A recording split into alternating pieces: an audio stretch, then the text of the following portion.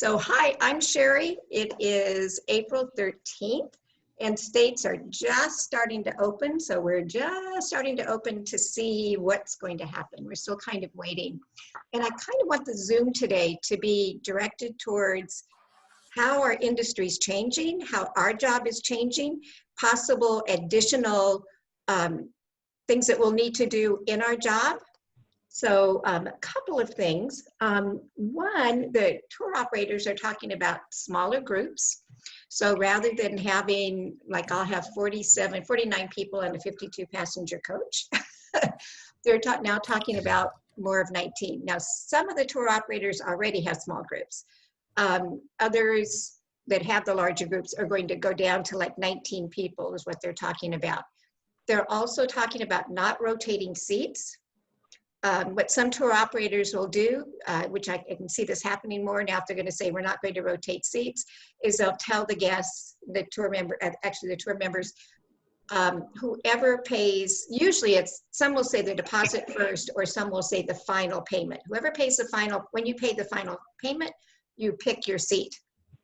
And then they'll probably have a picture, picture of a bus and they pick what they want. And then people can't argue because they paid at the last minute and they know the person that always gets a front seat, paid earlier. They know that ahead of time. They may be skipping seats. And I thought, how do we do that? And you know what? My first thought was, oh, we'll be roping seats off. And I thought, that's so ugly and that's too blatant and that's just bringing attention to it. So my thought, when I rotate, I have cards. I like the cards. Some people put notes on, list on the front of the motor coach where people are going to sit. I like putting cards on their seats. And I do mainly international, so I have a different vehicle every day. I'm not like like domestic tour directors we'll talk about. They have one coach, so in some ways that's easier. But what I would probably do if we're not going to rotate seats, or if we are, is normally, like I do, get on the vehicle ahead of time, check it out, set up the rotation, or not in this case, but maybe put a little flowered sticker, that says reserved, or a little card that says reserved, and kind of make it nice.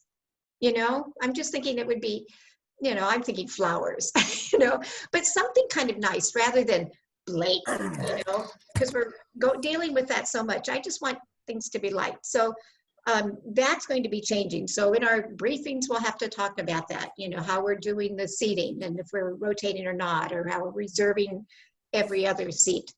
But that's kind of what I thought about saving those seats. Just put something on it, not real blatant, not like a big rope or, something. I just think that's all you need.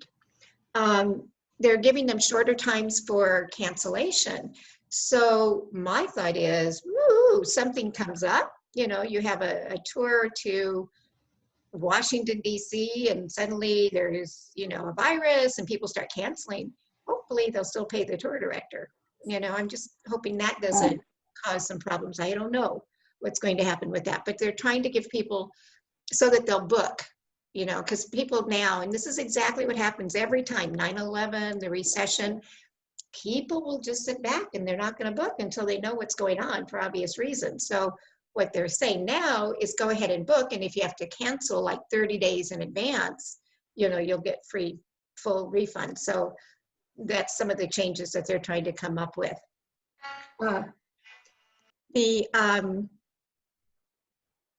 So what's going to happen now, and what always happens when these kind of things happen, the rates will get really low. Airlines, hotels, the rates will be low to try to attract people.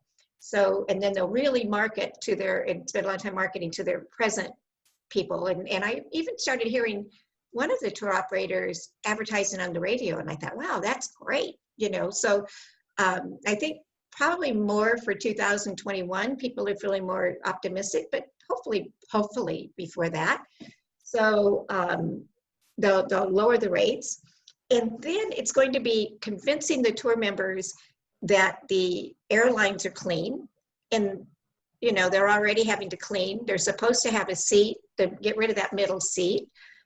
I just think it's great that they're going to spread us out. I think that's a good thing, and that they're cleaning the airlines and cleaning the trays, things we've been complaining about.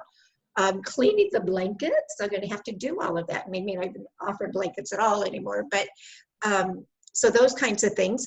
With our hotels, we've always complained, and the TVs have done reports on how dirty the hotel rooms are, and they don't clean the spreads. And oh, I hate what I changed the station. I can't watch that. And the restaurants, when they do that, and they go, oh, look at this one has rats, but I can't change it. I can't. I mean, there's a story about one of the fast food places years ago, and I can't eat there anymore. I just can't get it out of my mind. So, and I won't say which one because it still drives me crazy. But so those are really good things to market on. That the airlines are going to be clean. They're not going to be as crowded. The hotel rooms are going to be clean, and then the vehicles, the motor vehicles they have a sanitizing machine that they've come up with that they're going to be cleaning it. So, and we may be doing more of that. And I mentioned in my email no, I didn't mention my email on a website. When I started doing China, I would carry a backpack full of toilet paper because we didn't have it very available in China.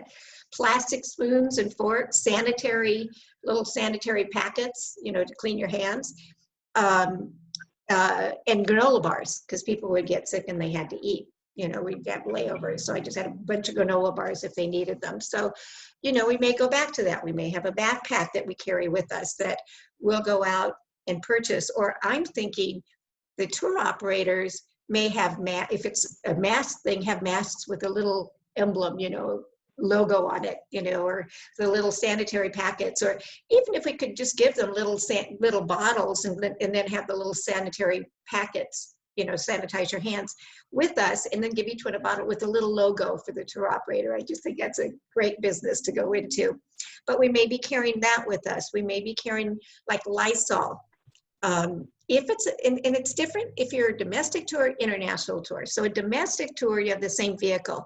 So, you might go in each night, and it's funny because sometimes we have problems with our domestic drivers and not servicing the coaches. In some states where they're union, they can get a little bit lazy. We're really going to have to put that on them. It's going to have to be a big part of even the contract and everything, to get that sanitized.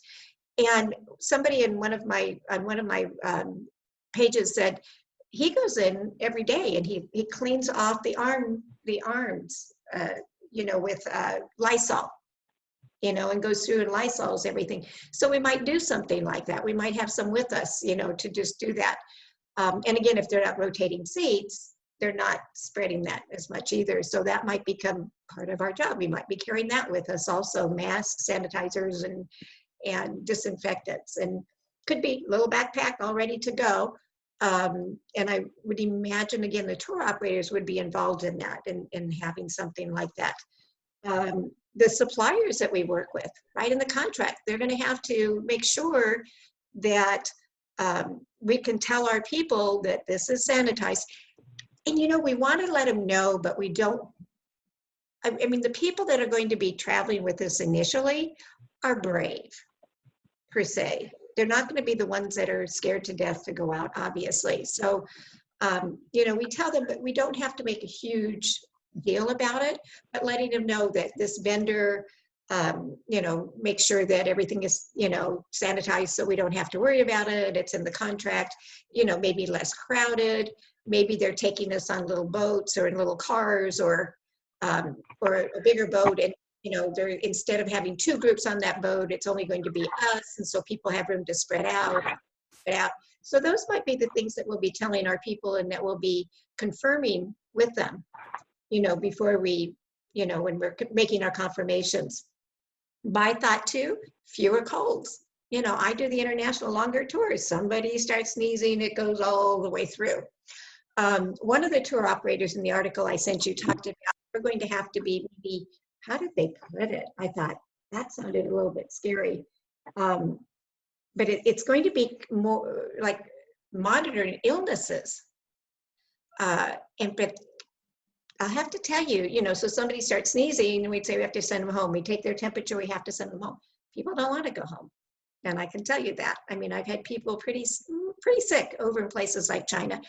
not wanting to go home. They don't want, they wouldn't be there if they didn't want to be there. They don't want to ruin it for their spouse, you know, so they'll hide being sick, you know, and I think it's easier for the tour operator to say that than we might be experiencing. So I don't know if we're gonna have to take temperatures when they get on. We'll have to see, and I think things will ease up as we go along, but that, I mean, I think that is true. We may have to do that more, but I think it's going to be a little bit tough. I mean, like I said, because I mean, I've had people with turning yellow that didn't want to go home, but you know, in China where they have hepatitis scares.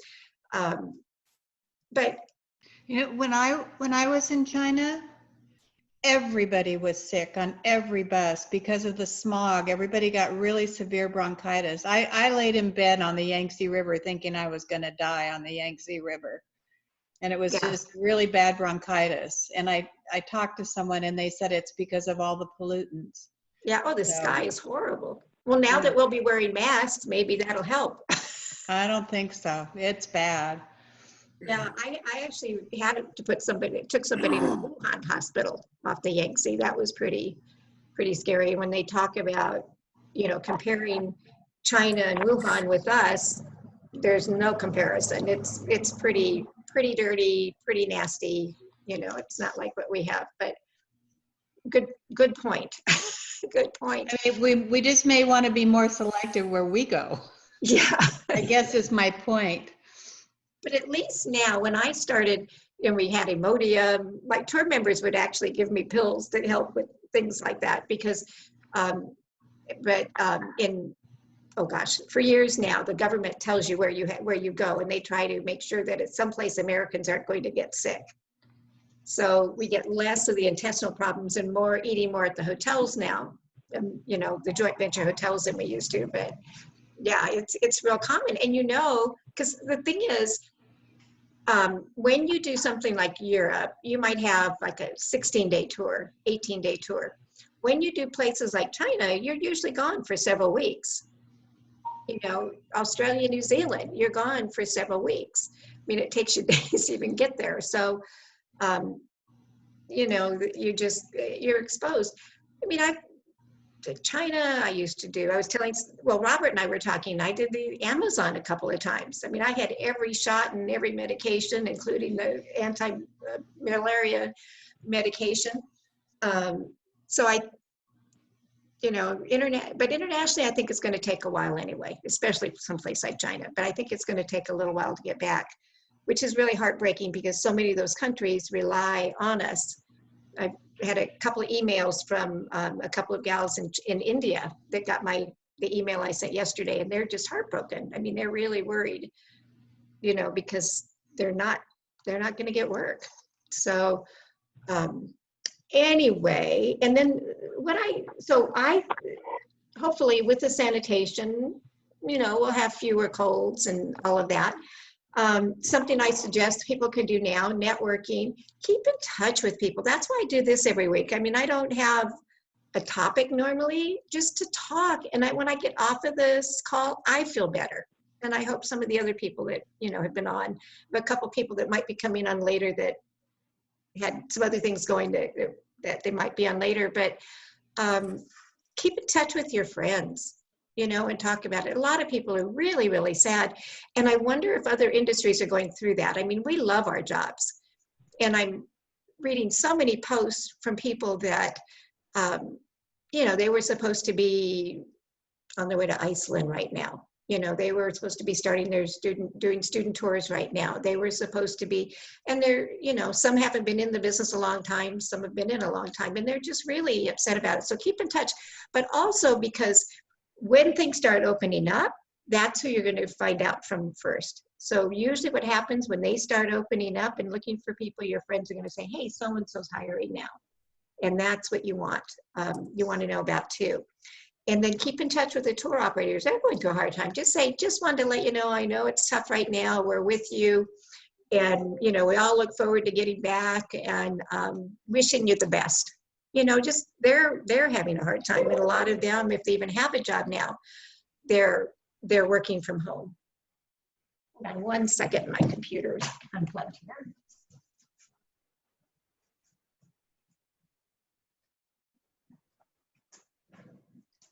that should help. Plugging it in. But you know, it's kind of nice, and hopefully they'll remember you when they start opening up. And I mentioned in my letter that a lot of companies do change and move. When the recession hit in the 90s, I worked for the Olson Travel World, the largest wholesaler. Dave Elmore that owned 11 companies, and it was sold. I think he sold off all of his other companies, or they closed. I mean, it doesn't matter the size. It doesn't matter, you know, things like they'll start merging. There'll be lots of changes. So we'll kind of keep in touch with that. But that's what happens. But eventually we come back. Eventually we come back. And I think actually we're going to come back sooner this time than when the recessions hit and when 9/11 hit. That was those it took a couple of years. I don't think it's going to take that long. I really don't. But what people are thinking is it'll be more local. So it'll be families, like Mary was saying that she's from Arizona and the Canadians left because they were told they better get back. They wouldn't get insurance. And there was a time I know they were afraid they wouldn't even let them in. So it'll be more local. And that's where you might want to kind of look at your local area. I mean, I think it's going to, what we're anticipating is it may be a family. You know, maybe there's a family, the kids and grandma and grandpa, finally they're going to get together and they're going to want to go someplace. Well, you want to be there. A couple of good resources, Airbnb and hire a local guide. And there's a couple of other ones, but those are the two I think major. In Airbnb, if you go to their website, you go to Experience, look up your city, like Mary's in not too far from Phoenix. You look up Phoenix and it'll show, you know, the houses that are available, but then you'll see experiences and hit experiences. And you'll see people offering all kinds of local opportunities. It might be taking them for fine dining. In Hollywood, there's a gal, I've used her as an example. She takes groups up to the Hollywood sign. And 3 years ago, she had like 8,000 reviews or something. She does really well. So, you know, come and that I think is what people are going to be looking for. Hire a local guide, very upscale. Airbnb, you can do pretty much what you want. You set it up. They market it on their website. They take 20%. Hire a local guide, very upscale. People pay a lot of money. They'll pay $650 for that day tour, you know, that kind of thing for their family. So, and they vet you more. But start looking at that and start taking some of the visual or virtual tours. All of the cities, if you go to their CB used to be called CBBs, now most of them call it Visit Phoenix or Visit Florida or Visit Orlando or, you know, Visit Pasadena, you know, Visit San Diego. They'll have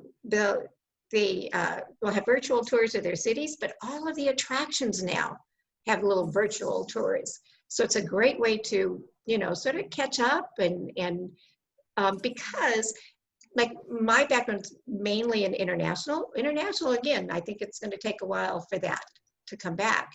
So now would be a time to get more into the, you know, into the domestic tourism and more of the domestic. So those are some of my suggestions. We may be covering those things in our briefing. We may be doing a little bit different procedures on our coaches.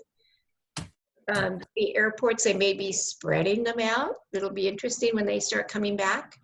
When 9/11 hit, that changed everything. I mean, how we did airports completely, but it may be, you know, well, 9/11, talk about security, but now we're going to talk about distancing, you know, and wearing their mask when they go into the airport. LAX, I think everybody has to wear a mask.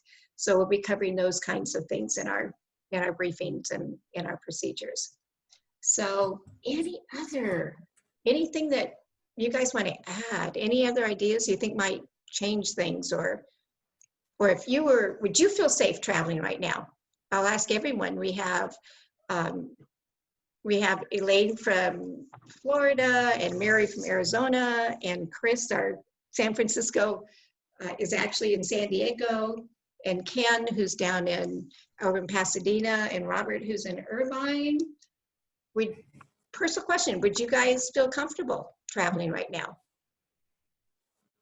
Actually, I probably, I'm sorry. oh, go ahead. Okay. I probably wouldn't, this is Elaine, I probably wouldn't right now.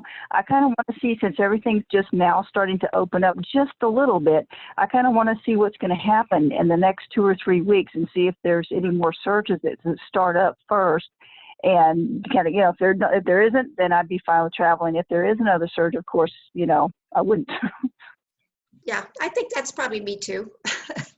Yeah. Just sort of, we'll put the guinea pigs out there first, right? Well, Well, I think Exactly. the That's other what thing else is is nobody anything. wants. go ahead. I think the other thing is nobody wants to be out there and be sick. I mean, it's one thing to be sick at home, but it's like what you guys were just saying. It's like give it 2-3 weeks, let the guinea pigs go out there, because you don't want to be sick especially if you don't know a country. I mean, I'm really comfortable with some of the European countries, but even being comfortable and actually being in clinics and hospitals, I still don't want to be sick over there.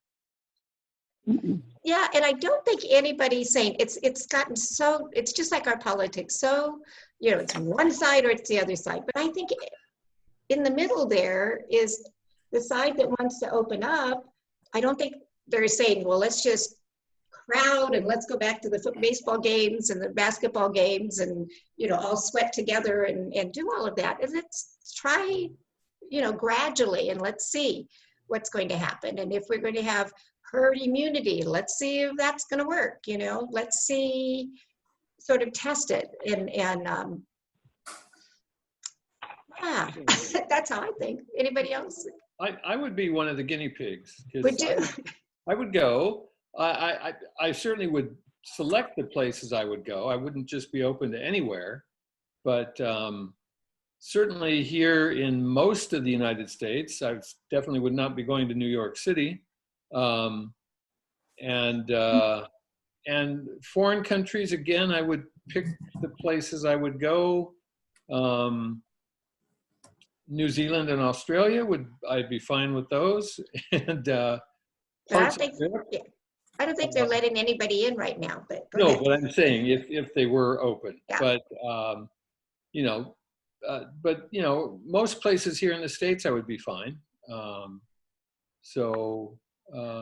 I tend to go with the doctors who have not been heard much, but they have been opting for the idea that we get out there, we get exposed to it, and develop our immunities.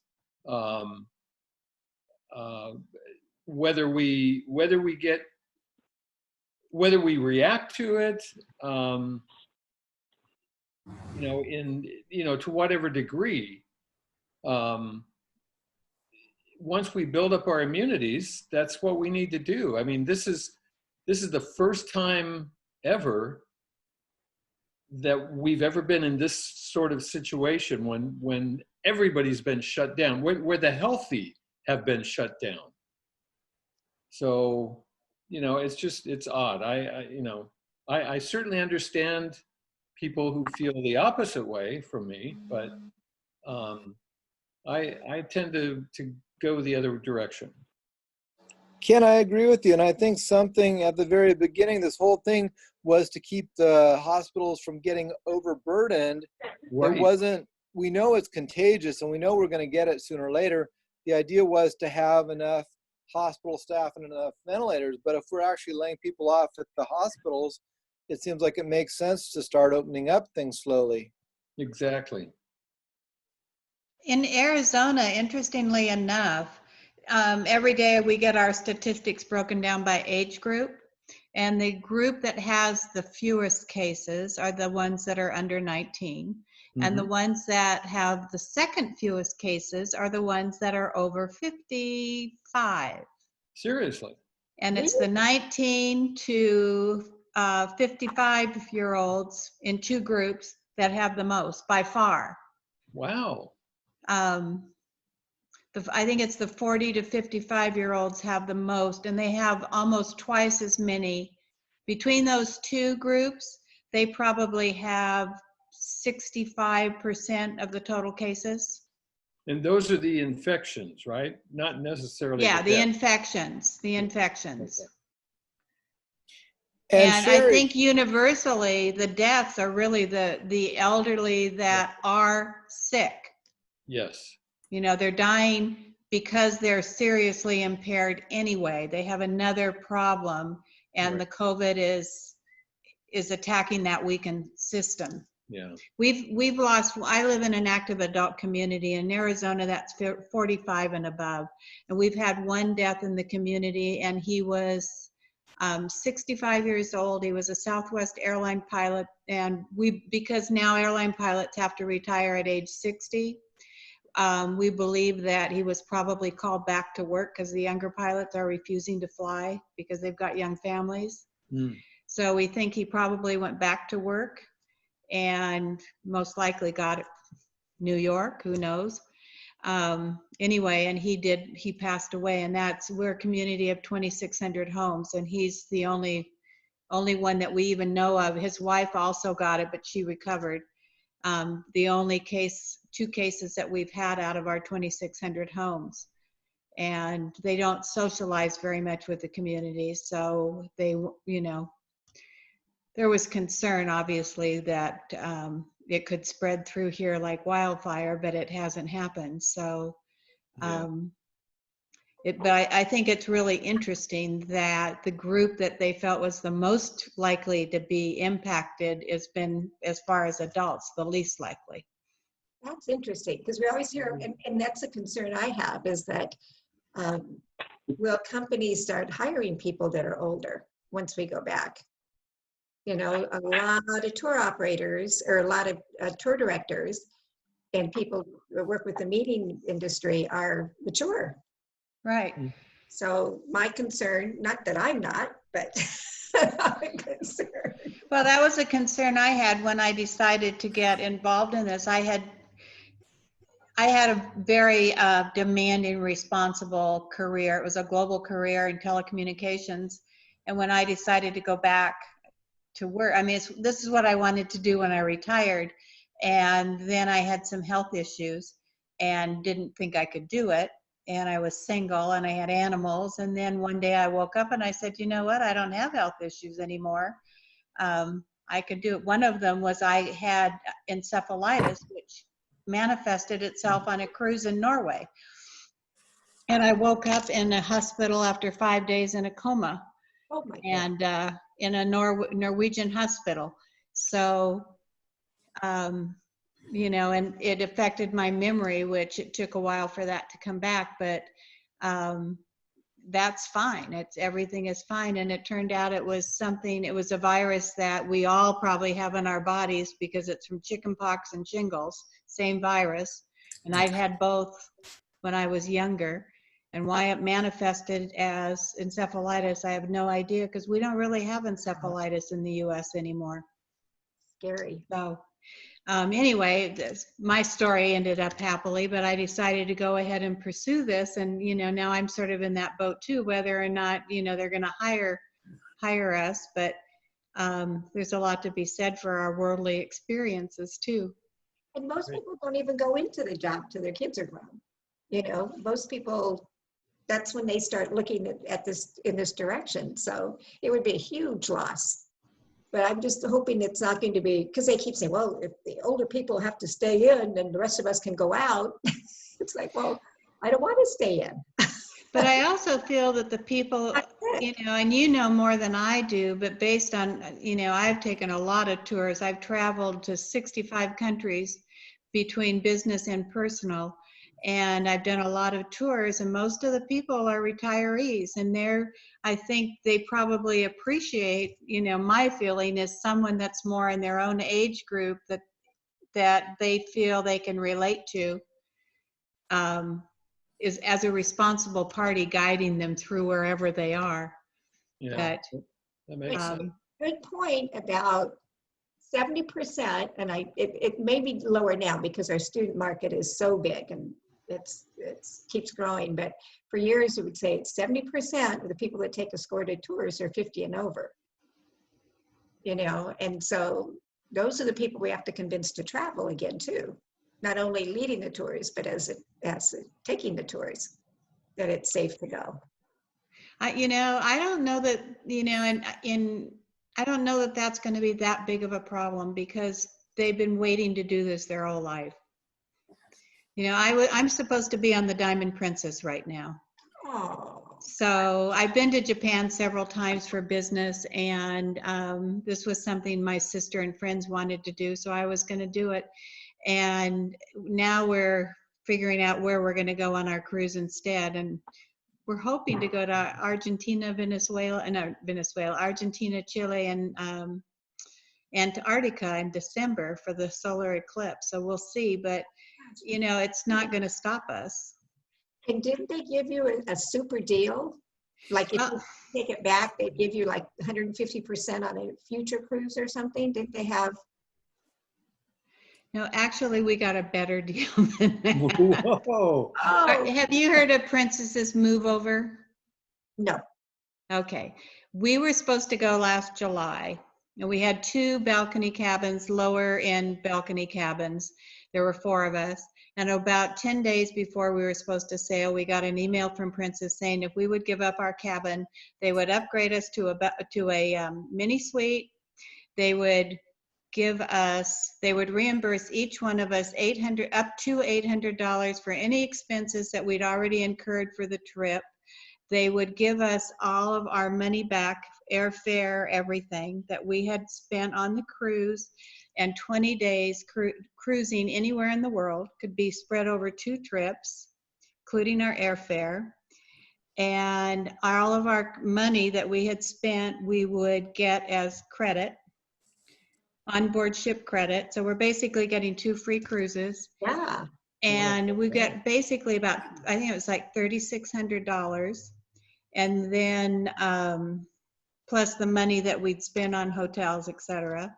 And then what was the other thing? So we immediately booked a cruise for the following July for 18 days because that was only a 13-day cruise. And then the 18 days was we were going to land the night before in Tokyo, the night before the opening games. Oh. So we called and said, you know, this isn't too smart because there's not going to be hotel rooms. It's going to be crazy. So we booked it for May 10th. And they allow you to change it once. And then this happened. So now we're being allowed to change it again. Plus we rebooked the trip on Labor Day weekend last year, and that had a promotional of $500 on board spending money. So we got that. So now we're up to like $4,000 on board spending money. Wow. And what we don't spend, they'll send us a check. My gosh. So they're basically paying you to go. yes, They are. they're paying us to go, and the cruise we're looking at is a 14-day cruise, so we'll still be able to go on another 7-day cruise. Man. Anywhere in the world. That's a deal. Yeah, they apparently they oversell, and this is how they handle it. Oh, so that wasn't really well, I was wondering what the reason was they wanted you to cancel. Well, they don't tell you. Yeah. I was talking to, he was a captain with American Airlines. He was actually in the movie Sully, which I just found out about, but he lives in our community. And he says, you know, we oversell all the time, and we give you, you know, $200 to give up your seat. He goes, cruise lines don't do that. He said they must have had a tour operator from Japan or something that wanted those cruises, wanted those cabins. And it was worth it to them to give you that to get those cabins, but I don't know that he knows. Yeah. But they did, when you call in to tell them you want to take the offer, they had something going for Copenhagen and another cruise, I don't remember which. So it is something that they do routinely. So I don't know that they'll be doing it in the future though. That's what I was saying. This is how they get people traveling. And what's funny is they get great deals like this. Well, not always like this. This is basically paying you to go. It's like you can't afford that. Well, if you're ever cruising with Princess and you see a headline in a thing that says "Move Over Cruise Opportunity," grab it. I mean, read your email right away because I'm sure there aren't many cabins per cruise that they do that for. Yeah, what happens, and this is each of the recessions I've been through, the 9/11 thing, they come up with deals. And the tour operators do great deals in the airlines. And it's funny because everybody's so excited they're traveling, and by the next year, they're gone. People that wait, it's to get the people that are waiting to make the decision to go. But people that wait a year, usually by the next year, we're back up to full price, and those deals are gone. And people are disappointed. Well, I was waiting for that. It's too late. But we originally, and you may know of this travel agency, I don't know, it's called Prestige Cruises out of Las Vegas. Sounds familiar. It does. Well, we booked it with them. They're on the internet a lot. Trying to think of, I'll think of it. But anyway, they're on the internet a lot, and they only book on the internet. Well, you call them, obviously, but they're an American Express company. And they basically bulk market for Princess, Holland America, Carnival. There's a few others, and really good deals. So we started out with a super good price when we booked our original tour. And, you know, it was such a good deal that one friend didn't believe that it was real and that we were going to be taken advantage of. So she didn't go. And then now she's really regretting that she didn't sign up. She said she wanted to go. She could get the same deal we had. And I said, sorry, that ship has sailed. But anyway, if you ever want to book your own cruise, check out Prestige Travel online. Good to know. Yeah, they're gonna, when cruising too, it'll be interesting. When you get there this time, they'll probably take your temperature and ask you the questions they ask when you go into, like, when I go to Kaiser, have you been around? Did you see? Have you gone to? Yeah, it'll be the same kind of thing. Liz, who took my training, I got her job on the ships years ago as a port agent over in Asia for Princess. She did those cruises, and like she said, the ships are clean. It's the passengers. So, it's true. It's true. Yeah, that's where they're going to have to really monitor, you know, more and more of that. But again, it's going to be tough because people aren't going to come forward and say, oh, I have a dry cough, because they don't want to be sent home. Well, I feel sorry for Princess because I'm an elite traveler with them, and they do an absolutely fabulous job. And I think they've gotten such a bad rap over this whole thing. There's other cruise lines that are not nearly as good, I'll just leave it at that I've sailed on, that I wouldn't go back on because of cleanliness and the public restrooms and stuff. Yeah, it's just a shame because not only is it affecting, you know, us being travelers, but look at all the people that work on board from all those different countries that, you know, do that to support their families. Well, there's like 90,000 of them still stranded in U.S. waters. I just read that yesterday. Huh? 90,000? Yeah, that's what I read. Wow. It was on a Princess Facebook group page. I mean, are they just waiting for, like, you're quarantined? I mean, what more can you do? Well, they can't figure out how to get them home. That's the problem. Their countries aren't taking flights. They're all set to go home, and they've got their bags packed, and then the country will say, no, we're not going to let that plane land. So then they leave them on the ship. Okay. So part of our job in the future will be to make sure we can get our people home. Or get them. Right. In fact, that is one of the things that we're going to have to be watching more and more is what's happening, you know, what's happening with state warnings, you know, the State Department that puts out warnings for this and for that. And you know, there may be places that suddenly shut down that we can't get to. It's true. That'll be part of what we'll be doing. That's why I think U.S. travel is going to do better really for a while, quite a while. Which is sad too, because those countries that depend on us. Has anyone heard anything about Alaska opening up? I know I'd read the HAP article that they weren't going to open for this year, but I have two sets of friends that their cruise lines say they're going, and I'm like, I don't think you're doing shore excursions. Yeah, I think they're short trips, but I just saw yesterday the governor. Was it the governor or a Senate member? It was a woman from Alaska talking, and they haven't had a problem up there at all, I guess. And she kind of sounded like she didn't want problems coming in.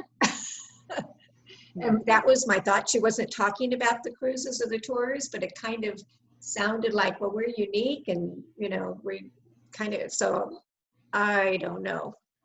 I think the first half of the season's been canceled. And I've heard some smaller ships are going in. And my thought was, if they are going to go in, it's a great time to do Alaska, because you're not, you know, you're not going to be in there with thousands of people all at the same time in those little cities like you are now.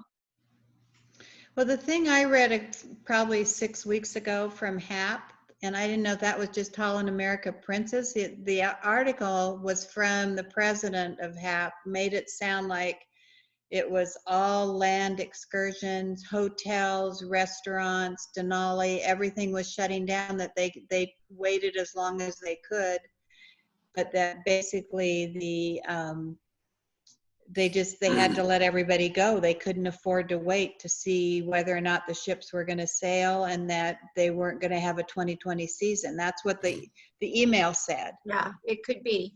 It could be. These were smaller ships, and I want to say overseas, but I'm not sure. I don't remember. But they were smaller ships that said that they were going to do it. But yeah, because Holland America and Princess work together on the tours. That's the HAP.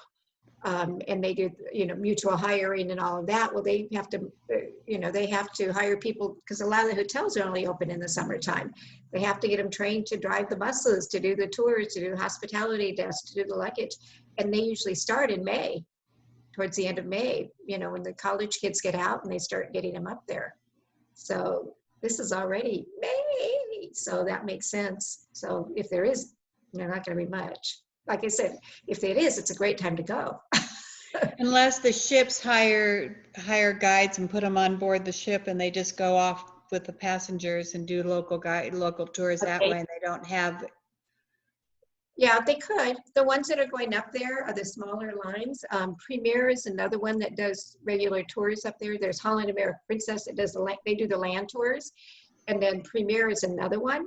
And they work with a lot of the other companies. I don't know what they're doing, but it could be that it's just cruises and not cruise tours. Well, the sense. Two people whose trips haven't been canceled, one's on Royal Caribbean and one's on Holland America, and they keep saying, we're going. And are they just cruises, or are they cruise tours? They're cruises, but they're planning to do excursions. Oh, in the cities, yeah. Yeah, well, yeah. Yeah. But their whole land tour program where they go to Denali. No. Yeah, they're not, I don't really know if they're going to Denali or if they were planning Denali or not, but. Yeah, if they're just doing the cruises, they can't do that unless they go on their own at the end or something. But yeah, the animals are probably doing great though. The animals are probably, yes. For me, it would be a real shame to do Alaska and not be able to get off the ship. Yeah. Oh no, they could get off the ship, you know, in Skagway and Sitka. Yeah, and walk around. But if there's no excursions, well, the excursions would be around the city, you know, and they take them to. I mean, that's how a lot of people do Alaska, though. They just do the cruise with the excursions, because the excursions you can still, like in Juneau, they can still do like the Mendenhall Glacier. They'll go out and land on the glacier, you know, that kind of thing. But I'm just saying, if the operators aren't there doing the excursions. Yeah. That's my point. Yeah. I mean, and maybe they are, I don't know. Yeah. And a lot of people now are doing things like Airbnb. When they get into town, they hire a local from Airbnb and that kind of thing to do excursions. But not to the magnitude of when you do a land tour. And the land tours are so neat in Alaska because, you know, every day it's like a different view. Alaska, you just think this is so gorgeous. And then the next day it's different. And it's like, oh no, this is the best. You know, the next day it's like, no, this is the best. I mean, every day is just so beautiful and unique and different. And I had to laugh. My girlfriend and I we had a midship mini suite the last time I went. And it was early May. We were on one of the first trips and we had beautiful weather. And we're leaning and hanging off our railings, trying to get pictures of the glaciers. And we got back to our cabin, and the maid had been there, steward had been in there cleaning, had the drapes open. We opened the door, and we had the best view right there in our cabin. And I went, oh my God, we've been hanging off of railings, and we've got the best view right here. All we had to do was walk out on our balcony. That's a cruise where having a cabin is really neat. You're inside passage and you have all that. Yeah, I think the Panama Canal and the Alaska, you have to have at least a balcony. Absolutely. This is true. I was on, I used to take groups on the ship for the day. This is before 9/11. I could take groups to the ship for the day to tour, and I would train them to be cruise hosts, and we'd have go on board and have lunch and all of that. And then 9/11 hit, and you had to stop all of that, unfortunately. But I had one of the pursers talking to him, and he said he had a gal, and this is true. And what happens when you learn kind of as you go along, when people travel together, particularly ladies, and even I've seen men kind of do this too, where they're traveling alone for the first time and things happen, they get really upset real fast. You know, little things will kind of set them off and get excited. And the stewards know that too. You know, they get a frantic call from somebody, can't turn down the air conditioner. I can't, you know. It's like, they'll just go in and calm them down. So he had a call from a lady, and she was really upset, and he tried to talk to her. So he went to her cabin, and he said, you know, what's going on? And she said, I paid for an outside cabin. I paid extra money. I wanted a view. I wanted to see everything. And look, all I have is a view of the parking lot. The parking lot? What? All I have is a view of the parking lot. This is when it was still in LA. No. True story. I had two ladies. I had one was mine and one was her roommate.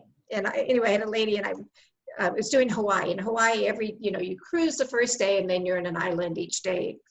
And so the first day, you're cruising around, you're cruising, you see everything, and then you pull into port. And I was telling her about the shore excursions, and couldn't get through to her. She couldn't understand. And so I went to her cabin, and it turned out she didn't know we sailed the day before. And I said, well, didn't you feel us moving? And she said, well, I wondered why they didn't tie it up tighter. She had no idea. I think her family just put her on the cruise. The nicest lady, older lady. She had taught in a one-room schoolhouse in the Midwest years before. The nicest lady. So every day I would meet her at the purser's office and sort of hold her hand, get her on the tour, because I had my own shore excursions at that time. And she but had no idea. And I remember, well, we're going from island to island. I had no idea.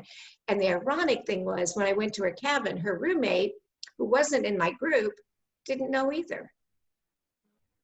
But she was mean about it. She was nasty about it. And I kept trying to explain to them, we're cruising.